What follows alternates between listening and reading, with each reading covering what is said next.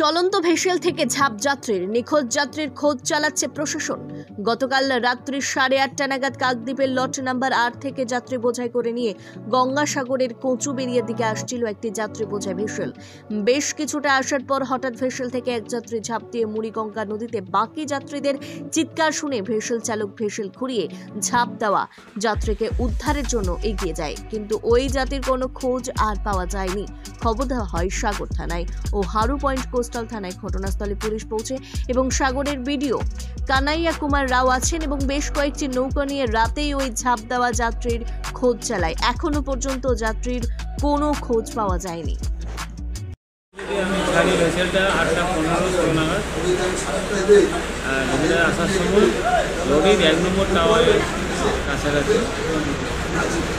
8:30 নাগাদ যাত্রী ছিল তো জলে ঝাঁপ দেয়। আমি চিৎকার শুনে বাইরে যখন বেরিয়ে দেখি একজন ভেসে যাচ্ছে।